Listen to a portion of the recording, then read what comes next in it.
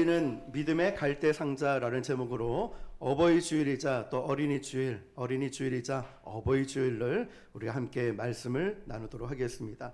이 말씀은 우리가 잘 알고 있는 말씀 가운데 한 부분일 것입니다.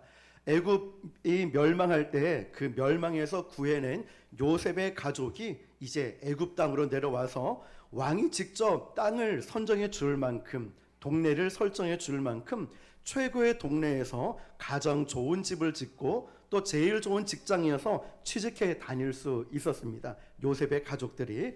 덕분에 이제 그 가족들은 생육하고 번성하고 불어나서 70명이었던 이 백성들이 불과 이제 400년 만에 200만 명이나 되어 버렸죠.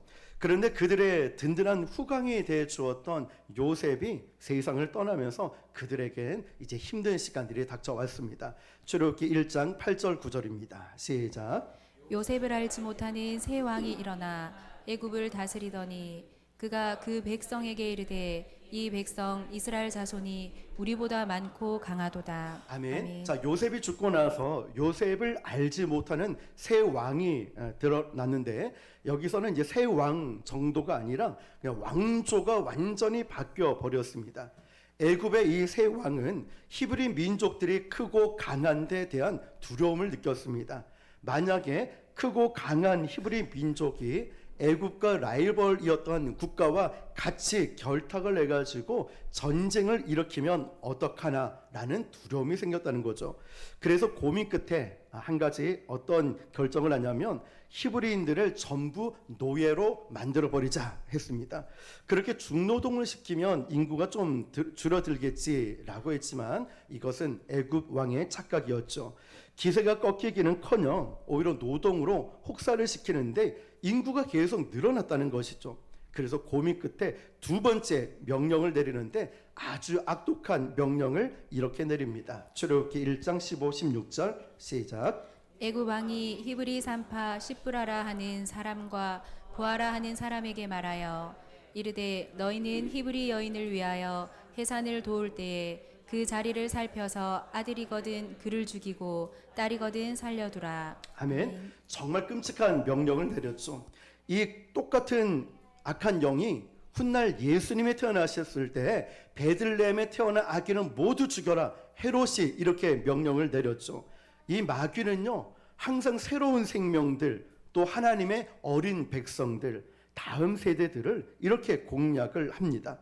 모세가 태어났던 시절은요, 애굽은 화려했지만 그 화려했던 애굽 안에서 히브리인으로 산다는 것은 정말 절망적인 상황이었습니다.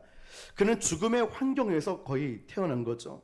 정상적인 상황이라면 모세는 그해 태어난 다른 히브리 남자 아이들과 함께 그는 죽어야만 했었습니다.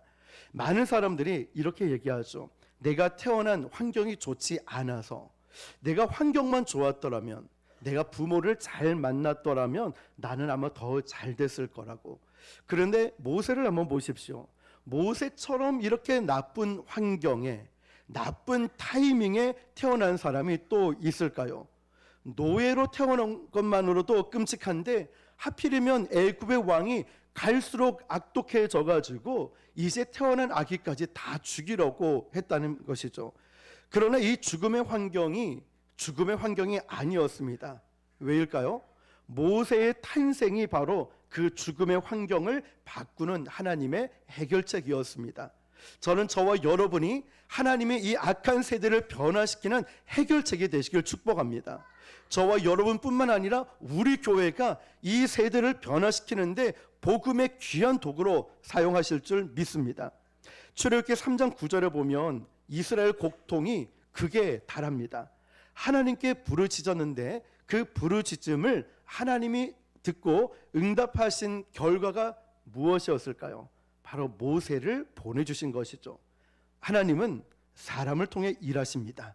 절망 같은 이 시대에 하나님의 대답은 어떤 집에 아기를 태어나게 하십니다. 그래서 어쩌면 여러분의 아이일지도 모르고 어쩌면 여러분 자신일지도 모릅니다. 하나님은 그런데 이런 상황에 놀라지도 않으십니다. 왜 놀라지 않으실까요? 하나님은 역사의 주관자이시기 때문이죠. 하나님은 이집트의 정권 교체가 일어나고 왕권 교체가 일어나는 것까지 알고 계셨습니다. 하나님께서 설마 아이쿠 내가 깜빡 졸았다 그럴 줄 몰랐네, 아이쿠 깜짝이야 쿠데타가 일어날 거 나도 생각을 못했네, 요셉이 벌써 죽었대? 요셉이 벌써 죽었어? 왜 빨리 죽었대? 힉속스 왕조가 망했다고? 아이고야 미안하다, 난 그렇게 빨리 망할 줄 몰랐지 라고 말씀하지 않으셨다는 것이죠. 왜냐하면 이미 이 고난과 핍박은 550년 전에 그들의 조상이었던 아브라함에게 예언된 것입니다. 창세기 15장 13절 시작. 여호와께서 아브라함에게 이르시되 너는 반드시 알라 내 자손이 이방에서 객이 되어 그들을 섬기겠고 그들은 400년 동안 내 자손을 괴롭히리니. 아멘. 하나님이 분명히 선포하셨죠. 몇 년 동안요? 400년 동안 애굽에서 고난을 당할 거라고 하나님은 말씀하셨습니다.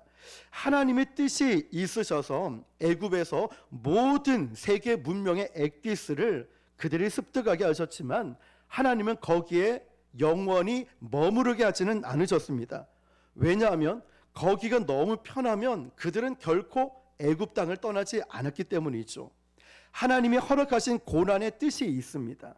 하나님의 계획과 뜻이 있기 때문에 그 백성들에게 그 고난이 그들을 덮친 것입니다. 그리고 모세는 이 백성들을 애굽에서 탈출시키는 하나님의 도구를 위해서 태어난 것이죠. 여러분, 힘든 시대에 산다고 불평하지 마시길 바랍니다. 그 힘든 시대의 상황을 뒤집으려고 바로 저와 여러분을 이 땅에 태어나게 하시고 여러분의 자녀가 태어난 줄 믿습니다. 모든 믿음의 사람이 태어나는 역사적 정황과 타이밍은 하나님이 그 시대를 살리려고 하는 하나님의 축복의 도구인 줄 믿습니다. 바로 저와 여러분 그리고 우리의 자녀들, 우리 교회가 이 시대를 살리는 축복의 도구인 줄 믿습니다. 이 믿음의 악기를 살리는 하나님의 손길이 몇 사람을 통해 드러나는데 첫 번째가 히브리 산파들이었죠. 남자아이가 태어나는 대로 다 죽이라는 절대 권력자의 명령이 떨어졌는데도 히브리 산파들은 그것을 거절했습니다. 출애굽기 1장 17절 시작. 그러나 산파들이 하나님을 두려워하여 애굽 왕의 명령을 어기고 남자 아기들을 살린지라. 아멘. 자, 이 말씀이 중요합니다. 애굽 왕의 명령을 어길 수 있었던 건 누구를 두려워했죠? 하나님. 그렇죠, 하나님을. 사람을 두려워한 것이 아니라, 사람을 의식한 것이 아니라, 사람에게 자랑하고 드러나는 모습이 아니라 누구를 두려워했을까요? 하나님을 두려워했다는 사실이죠. 이 두려워했다는 것은 공포심이 가득 차서 두려워한 것이 아니라 하나님을 너무 사랑하고 하나님을 경외하심이 있는 두려움이었다는 거죠. 400년 동안 노예 생활하면서 히브리 산파들의 신앙은 오히려 더 살아 있었습니다. 믿음이 있으니까 그들은 하나님을 경외했고 믿음이 있으니까 절대 권력자의 명령을 어겼습니다. 그래서 하나님께서 히브리 산파 가정에게 복을 주셨다고 했습니다. 히브리 산파는요, 모세 집안과 일면식도 없습니다. 히브리 산파들은 모세 가정과 알고 있는 사람이 아니에요. 그러나 하나님이 그들 마음속에 역사하시니까 그들을 통해서 모세를 살리게 만드셨죠. 하나님께서 모세를 쓰시고 살리기 위하여서 준비된 믿음의 사람들이었습니다. 여러분, 우리 아이들의 인생길에도 또한 저와 여러분의 인생길에 보면은 요소마다 결정적인 순간에 하나님께서 나를 위해 우리를 위해 준비해 놓으신 그들의 영적 잠재력을 꽃피우기 위해서 마치 히브리 산파처럼 준비해 놓으신 믿음의 사람들이 있다는 거죠. 정말 고마운 분들이에요. 저도 말씀을 준비하면서 저는 군대에 있을 때 참 힘들었거든요. 모두가 다 힘들었겠지만 많은 사람들이 군함을 타고 동해를 이제 가는 이등병 때 예배도 못 드리고 성경도 못 보고 하는 그런 찰나에 병장이 어떤 병장과 친해지게 되었죠. 그런데 그분이 아주 믿음이 좋은 분이었어요. 그래서 엔진 룸에 들어가면 귀마개를 껴도 굉장히 시끄러워요. 저녁마다 저를 부르는 거예요. 이수병, 해군은 수병이라 하거든. 이수병 밤에 몇 시에 이쪽으로 내려와. 점호 끝나면 내려와. 당직 설 때마다 불러요.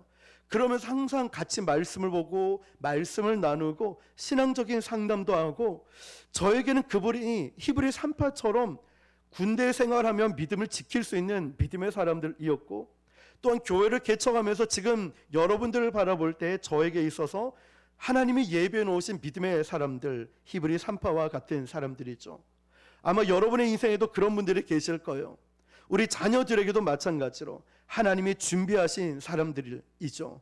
내가 준비한 게 아니라는 것이죠.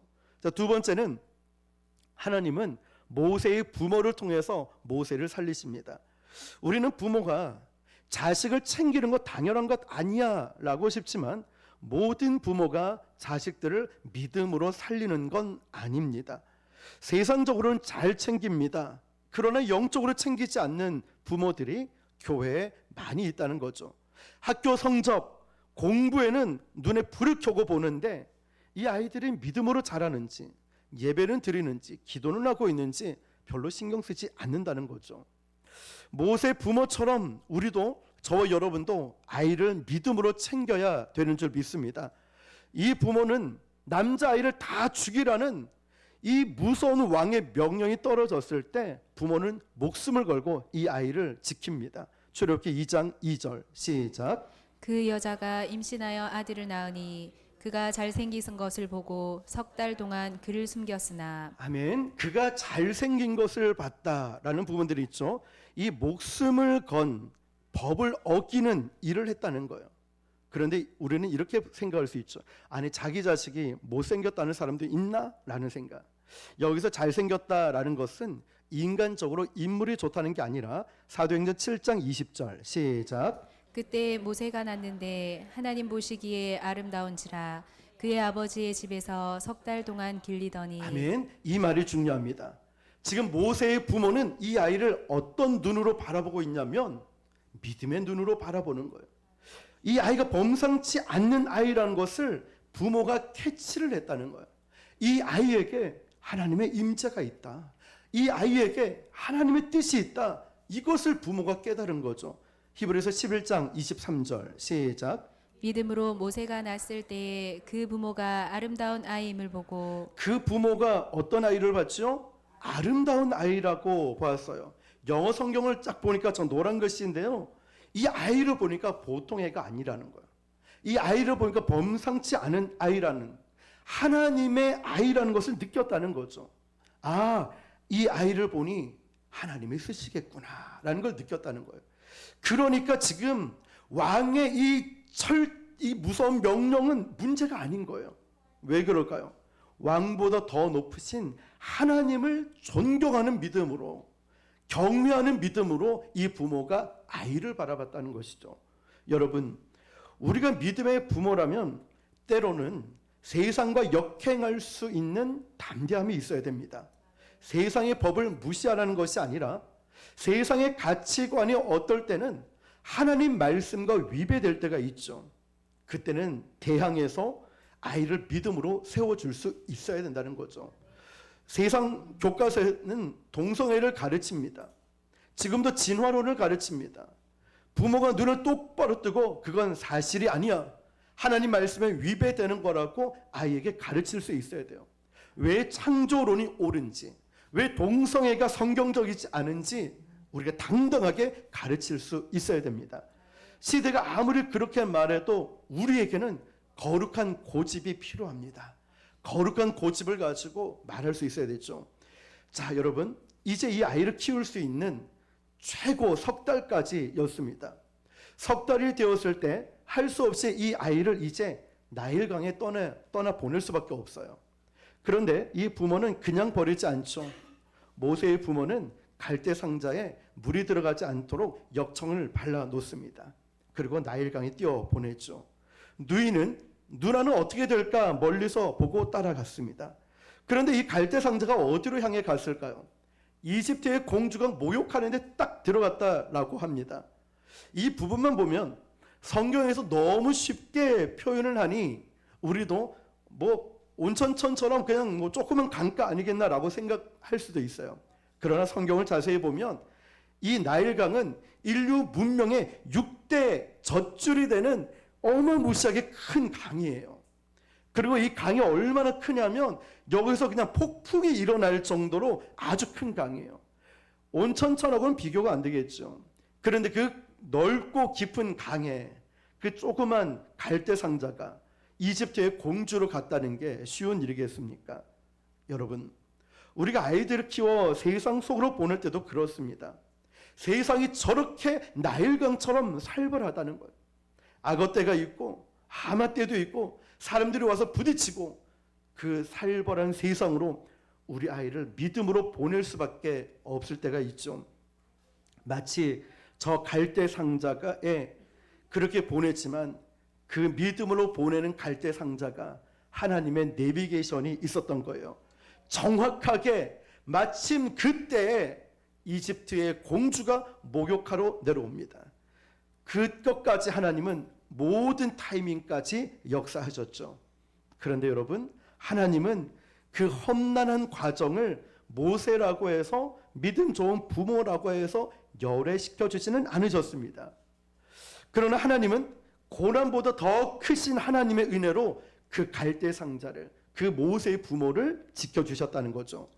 갈대 상자에 태웠기 때문에 그 갈대 상자 안에는 우리의 믿음이 있습니다. 그 갈대 상자에 아기를 넣으면서 모세 부모의 믿음이 있고 거기에는 기도가 있고 그 안에 말씀이 있는 거예요. 그 상자를 가지고 이제 나일강에 띄워드린다는 건 하나님 손에 이제 믿음으로 드린다는 것입니다.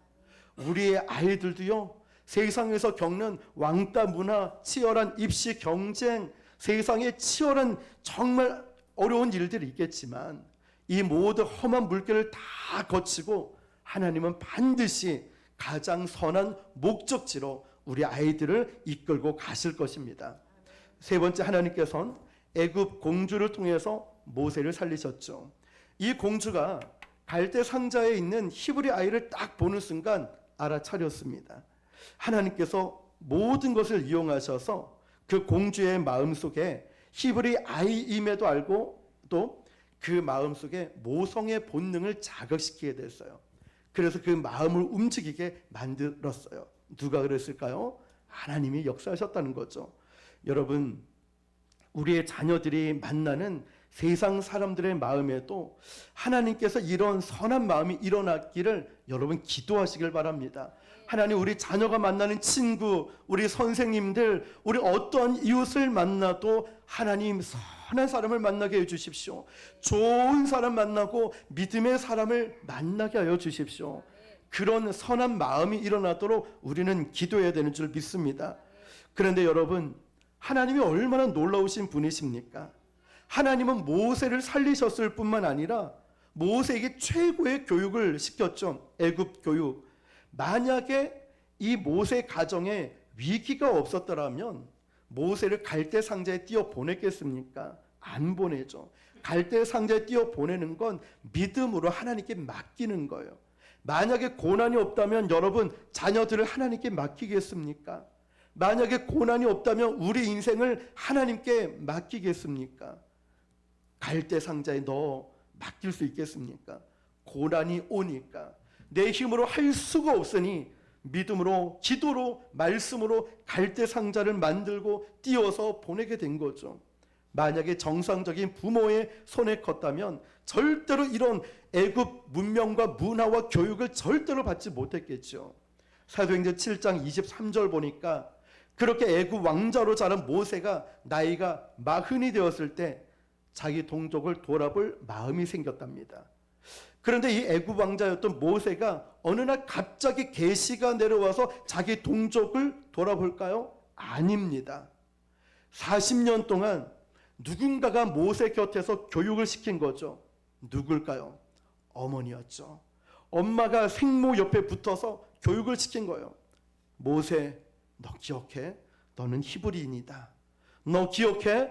네가 애굽에 살고 있지만, 왕자로 있지만 너는 하나님의 사람이야. 잊지 마. 너는 특별한 사명을 갖고 태어났어. 어린 모세 때부터, 아기 때부터 커가면서까지 계속 주입을 시킨 거예요. 너는 하나님의 사람이야. 너는 하나님의 백성인 거 잊지 마. 잊지 마. 애굽 교육을 받지만 애굽 문명을 받아들이고 애굽에서 모든 문화를 받아들이지만 너는 절대로 거기에 속하면 안 돼. 너는 하나님의 백성이야. 계속 옆에서 가르친 거죠. 모세는 특급 교육을 애굽에서 받았지만 그 정신은 흐트러지지 않았어요. 하나님의 사람이라는 것 말이죠. 여러분, 크리스천 집에서 태어났다고 해서 걔가 자동적으로 하나님의 사람이 되는 게 아닙니다. 의식적으로 가르쳐야 됩니다. 시간을 내서 자녀들에게 가르쳐야 돼요. 말씀과 기도하는 걸 아이에게 주입하지 않으면 안 돼요. 왜냐? 절대로 자동으로 되는 게 아니죠. 이 아이가 자동으로 믿음 좋아지는 게 아니에요. 우리가 유명한 목사님 자녀들 대형 교회를 이끌고 사회적으로 인정받고 대단한 목사님이지만 자녀들이 올바르지 못해 지탄받는 거 보지 않습니까? 우리가 세상 학문은 아이들이 학교에서 배운다 할지라도 진짜 중요한 속사람, 내면의 영성은 신앙 교육을 시켜야 되는 거예요. 그 수많은 애굽 왕자들이 있죠. 얼마나 많은 왕자들이 있겠습니까? 기억나는 사람 있습니까? 없죠. 그런데 왜 모세는 인류가 기억할까요? 왜 우리가 모세를 기억하고 있을까요? 믿음의 사람이었기 때문에 그래요. 이 험한 세상이지만 우리가 믿음의 유산을 자녀들에게 잘 전해주면 믿음의 가문, 영적 유산은요 세월이 흘러도 배신하지 않습니다.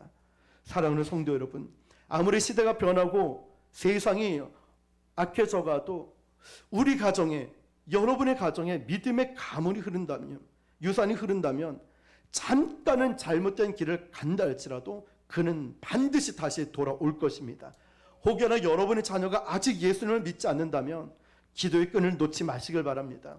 반드시 하나님 품으로 돌아오게 될 줄 믿습니다. 그러므로 여러분, 중요한 건 이거예요. 지금 내가 어떻게 하는가가 중요합니다. 내가 지금 아무것도 하지 않으면 아무 일도 일어나지 않지만 여러분이 지금부터 기도를 쌓고 이 아이에게 말씀을 가르치고 사랑을 투자하면 그 아이는 반드시 믿음의 갈대상자가 될 것입니다. 물론 부모가 모든 것을 다 할 수 없죠. 우리 아이를 지키고 살리기 위해서 히브리 산파도 필요하고 애굽 공주도 필요합니다. 그러나 히브리 산파도 애굽 공주도 우리가 믿음의 갈대상자에 아이를 놓을 때 아이를 살릴 수 있는 거예요. 하나님이 살려주시는 거예요. 하나님이 책임져 주시는 것입니다. 세상이 험할수록 우리는 믿음의 갈대상자에 우리의 기도를 넣고 우리의 말씀을 집어넣고 이 아이가 하나님을 사랑하는 것을 가르쳐야만 합니다. 그래야 우리 아이들이 다음 세대의 모세가 될 수 있고 저 또한 이 시대의 가장 소중한 것을 우리 모두가 하나님께 드릴 때 우리는 이 시대의 모세가 될 줄 믿습니다. 세상과 구별된 자로 하나님을 기쁘시게 하는 지도자로 저와 여러분들이 또 여러분의 가정이 그렇게 쓰임받기를 주님의 이름으로 축원합니다. 기도하겠습니다. 오늘 주신 말씀을 붙들고 우리 함께 기도할 때 하나님, 우리 자녀들을 위해서 이제 정말 기도로 심고 말씀을 가르치고 영적인 것을 가르치겠습니다. 하나님, 또 내가 아직 결혼을 하지 않았지만 제가 가장 소중한 것을 하나님께 드리고 이제 하나님의 인도하심을 받겠습니다. 우리 주님 이름 한번 부르고 기도하겠습니다. 주여, 하나님 아버지 감사합니다.